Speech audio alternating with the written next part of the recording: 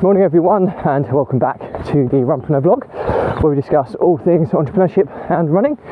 It is a milder morning today. It's about 5 degrees, not a lot of breeze at all, so decent running conditions, so I can't complain today. And it's Wednesday well-being, which is where we discuss all things kind of mindset, well-being, things that kind of make a difference in your mind and help you on your journey.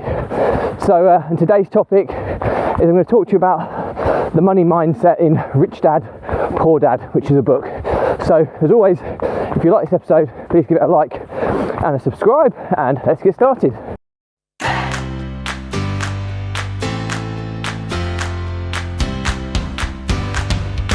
So, Rich Dad, Poor Dad is a book by Robert Kiyosaki. Okay, and I have to state that I've read this book years and years ago, probably maybe 7 or 8 years ago, maybe even more. And on the basis that I generally get through a book every week to 10 days, I've read a lot of books, well, listened to a lot of audio books more appropriately. And I have to say that this book is one of the biggest life-changing books I've ever read. And it's such a simple book really, but it just has such a monumental moment of clarity for the reader, especially in kind of my understanding, I suppose. And it's definitely, without a shadow of a doubt, one of my top 3 books of all time. So I couldn't, I'm not affiliated with the book at all. Again, I'm very conscious of kind of people promoting for monetary gain.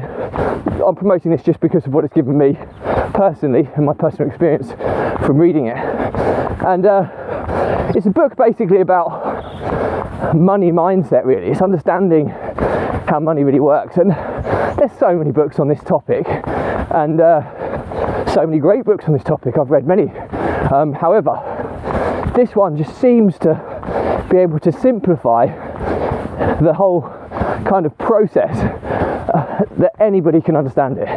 Even kids can understand it. And there's actually books that Robert Kiyosaki has done specifically for kids. So if I was to kind of give you the kind of high level points that you kind of take from it, on my explanation, put it in perspective, will probably be far more complicated than how the book describes it. So don't take my explanation or waffly way of talking things through as it's gospel, but obviously if you read the book you'll get it. So ultimately it's kind of geared around people being trapped in what's called the rat race. So the argument is that even your kind of middle class to wealthier people that you look at and you think, oh, super wealthy or whatever, they're actually potentially more trapped than someone with less wealth.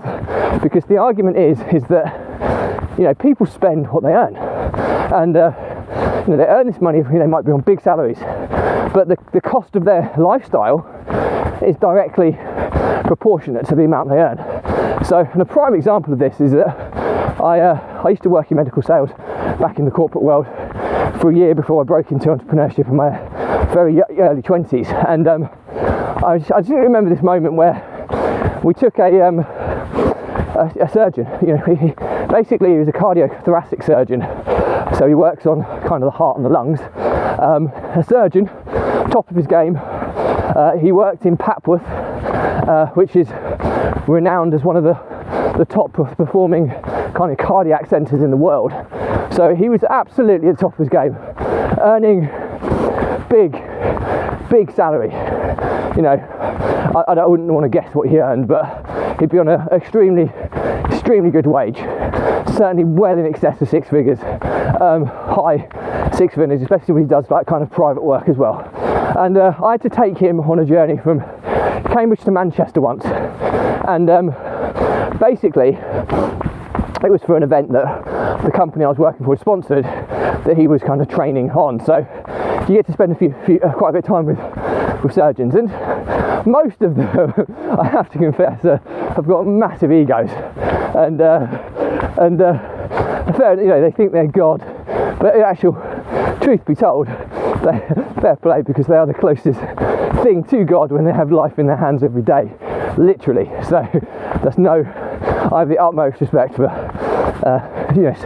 medical professionals of that level, medical professionals of any level, especially with the global pandemic. But these guys, what they have to go through to get to be the top of their game is outrageous. But nonetheless, the journey up to the northwest was a 3.5 hour journey, so I had a lot of time to kind of chat and get to know this guy. He was a really sound guy, and he was just saying that, asking me about me, and it's quite rare for normally what you spend your life speaking to surgeons, it's all about them, trying to find out kind of more about them and their craft and what their ambitions are, so that we can help them as a company, that side of things. But this guy took an interest in me, so I was very early stages of my property career at the time. I've been getting educated, and I was kind of had a few buy-to-lets on the side, and I had big ambitions to grow the portfolio, and ultimately I went on to do that.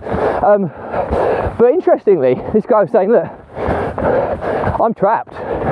He says, I have a really good wage. I mean, really good. And he said that to me. But I have a big house in central Cambridge, which is extremely expensive to kind of upkeep. I have 6 kids. I have 4 holidays a year that my family expect me to go on, expect me to take them on. The costs that come with my life are so extreme that basically, regardless of the money I'm earning, it just comes in every month and goes, and it's just a vicious cycle. Just getting past this car, and he said, and that really dawned on me, a real high earner, his lifestyle costs were as proportionate to his wage, and he says, I'm trapped. He says, I can't see retirement, I can't see what's next in my chapter in my life, because I'm stuck in this moment. And that's where he was asking more and more about investments and these types of things. And I think the moral there is, it just backed up what Rich Dad Poor Dad was saying. It doesn't matter, these people that have got the nice watches, the nice cars, the big houses, they're all liabilities. And that's what ultimately the first lesson of Rich Dad Poor Dad was about, is understanding the clear difference between an asset and a liability. And the big controversial one is that I kind of disagree on this point, but everything else in the book I completely agree with. But the argument is that an asset is something that puts money into your pocket, and a liability is something that takes money out of your pocket. Okay, and there are the other kind of side of it as well. It's where you wouldn't class a job as an asset or a salary. It's because it's the philosophy that money, make your money work for you, don't work for your money. And all that again, there's a couple of things that I want to elaborate on here. Let's go to the first one first. Assets put things in your pocket, liabilities take things out. And ultimately, people think, oh, status, I've got a Rolex, I've got a big car, big house, thinking that they're all kind of assets. Well, they're not. They've cost you money to obtain them, okay, and it's not paying you that money back. Okay, there is an argument to suggest that some watches will appreciate over the course of time, but for simple terms here, we're talking about something that produces regular recurring money into your account, as that we're classifying as an asset here. Okay, so because the big debate is that he says that your primary residence or your house isn't an asset, it doesn't pay you, whereas I'd argue with the equity in that you build up over the course of time, arguably it does. But for the sake of the book, he's saying your house is actually a liability. So it's just looking at things and looking at stuff that's costing you money against stuff that's paying you money. And the second part of that is the wealthy make money work for them, whereas the kind of poorer will work for money. And the way the book is kind of done is you've got this boy who's got his own father, both amazing fathers, I might add, in very different ways. But one dad is stuck in this kind of rat race, never has money, but has the really decent morals and personality traits that you want in a person. So he learns lots of things from his own dad. But his best mate has got this really entrepreneurial dad, who is the rich dad. And the rich dad kind of takes his best mate's friend, who was Robert at the time, Robert Kiyosaki, the author, under his wing, and kind of teaches him the other side, which so many people don't learn. So the kind of two things, and the other argument with assets are what make you money. Well, often you may have to invest in an asset in the first instance to get it. So I'm scrutinising it here because it is simplistic lessons which really do hammer the point home, and I overcomplicate them by disputing them and questioning them and stuff. But yeah, ultimately, any form of asset normally has an investment of time or money to create. So you just need to understand that step as well, rather than thinking, oh yeah, I'll just go and get myself a load of assets. Otherwise, it'd be super easy, and it's not. The next thing is it's not about how much you earn. It's about the money that's left in your account at the end of each month. In terms of that's cash flow, okay? And it's obviously everyone should understand what cash flow is, but that's exactly the point. You could have somebody who's earning, $500,000-600,000 a year, and the money at the end of the month is very close to break even, may even a small loss, or that could be the situation that the surgeon in question that I was explaining to you could be in. Whereas you could get somebody earning 20 grand a year, but they've managed to strip out their liabilities to such a low level that they could be making £1,000 a month cash flow that they can then invest into assets. And it's really, really cool to kind of understand that. So you don't have to put yourself in comparison with real high earners. You just have to look at your own individual circumstances and optimise your financial statement to have as much money left over at the end of each month, and then use that money to invest it in assets. Now everyone's thinking, oh, that's boring, what about living and all that side of things? Well, he comes on to that, and people want holidays, people want nice things, but don't just go and buy those nice things with the money in your bank. Purchase an asset that pays you, and then the money that comes in from that asset, get that to purchase what you want. Okay, that way, once you've purchased it, the asset's still producing the income for you. So it's a really, really cool kind of concept to understand. The other thing that he produced in the Rich Dad kind of Poor Dad brand was this simple financial statement, and it was basically the combination of a balance sheet and a P&L together, okay, and a full cash flow forecast. So it's almost like the three kind of main financial reports combined. So obviously your P&L looks at profit and loss of the previous period. Your balance sheet is a snapshot of your net position or your net worth position, and your cash flow forecast is future predictions of what money you're going to make. Okay, so they're the kind of three main financial statements, and he has this simple financial statement. It's really, really easy. You've got assets and liabilities. You just list anything that's an asset, you list anything that's a liability. Okay, and what we're talking here is recurring stuff. So, or not necessarily recurring stuff. You put all your assets in there because obviously your balance sheet will factor in big debts and also assets like things of value that are resaleable. But things like you wouldn't put things like, I suppose you could, but for the sake of simplicity, you wouldn't put things like cars in place, even though potentially there's a saleable asset there. You have to factor in the depreciation aspect of that. But for more realistic circumstances, you can kind of do all that kind of stuff. But ultimately, it's assets one side, liabilities was the other, and then you can kind of see the net position in terms of value. Now, obviously, if you have businesses and things, it's difficult to value them, so it's a bit more complicated than that. But we're talking for really simplistic terms, and you only have to use it for simplistic to begin with because it gives you a starting point to understand your position. Once you have all your assets and liabilities, you bring them down into your P&L. So, and this is income and expenditure, okay? So which assets, what are they bringing you in every month? Put that monthly figure in, all the way down, all your assets, and then list all your liabilities. You might have car loans, credit cards, grocery shopping, things that you're paying out all the time, which are essentials. People often think that liabilities you can cut. There are liabilities that are absolutely essential to live, like paying for your gas and electric, your heat, and you list all those down. Okay, so then you've then got this situation where you can see, I have this value of assets, this value of liabilities. Okay, there's my net position at this moment in time, and then you have at the bottom your list of income that comes in every month, and your list of, if you have income that's paid yearly or quarterly, just divide it over the course of the month and use that for illustration purposes. And then all your liabilities that go out every month, and at the end of the month you should have a figure, which is your cash flow. And the idea is to have that as big as possible, clearly. For so many people it's pretty small. For a lot of people it's even loss making, which is scary. So then you're starting to assess your kind of your payments on things, and how you can, if you can, build some additional income. How can you use that income most effectively in your cash flow? Well, it's to pay down the loans and debts with the highest interest, because it's making money work as hard as possible. So obviously you want to clear those debts and then reinvest the money in other asset or income generating assets.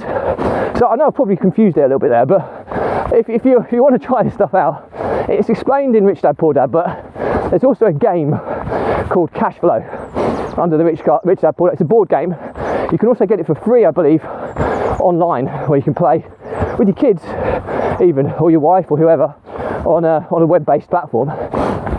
And it takes you through this journey, and it's really, really easy to understand once you kind of go through that. Really well done, really easy to understand.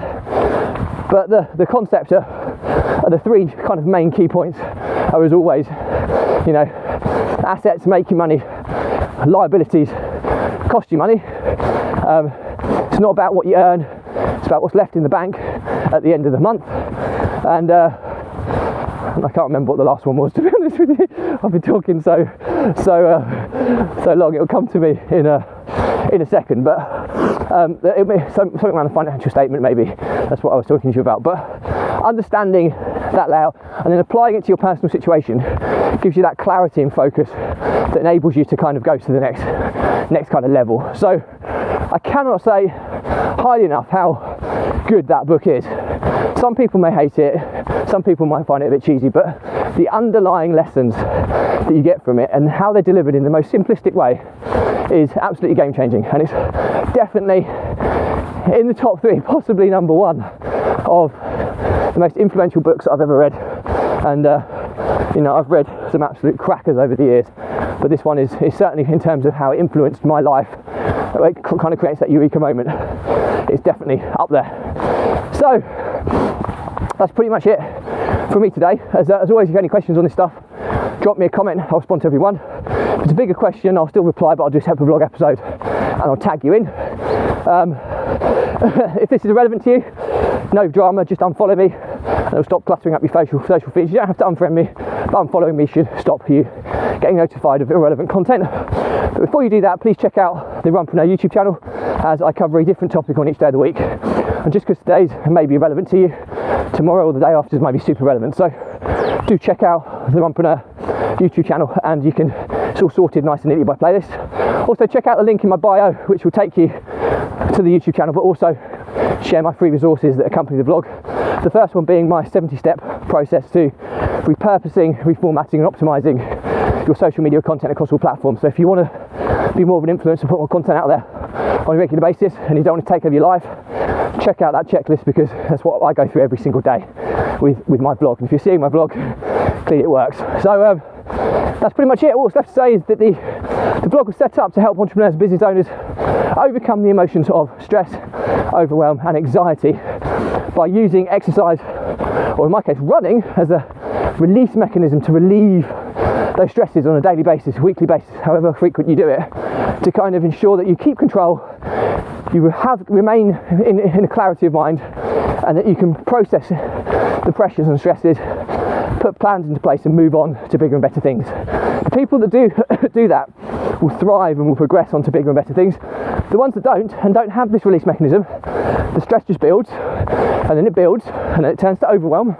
Then the panic starts setting in, which then leads to anxiety, and then you can start venturing into the world of mental health challenges, which a horrendous experience. Now, I can vouch for this because I've been there. I've lost multiple businesses because of my inability to manage these emotions. I've lost multiple business partners. I've almost been bankrupt because of them, and I've bounced back. And I feel that I now have this routine, this release mechanism that I'm using every single day, which is this vlog and this running journey that I'm on, and it's allowed me to process and clear my mind and de-stress, depressurize myself, and it enables me to remain in control, remain in clarity of mind. And as a result, I've made more progress in the last 6 months than I have in the past 3 years. So the results are relatively speak for themselves. So my pledge to you is that if you are someone struggling with this, just drop me a message. Okay, there's there's no catch here. I'm not selling anything or anything. I'll just jump on a call. I'll give you a few tips on how you can do things slightly differently that can make a massive difference to your life. Many have taken me up on this already, and we've made some real positive differences to their lives. So completely free, there's no catch here, because I always said if this vlog helps just one entrepreneur save one business, then it's been 1,000,000% worthwhile. So on that note, that's all for me today. As always, if you like this episode, please give it a like, comment and subscribe. If you want to see similar content, check out the playlist link on my YouTube channel.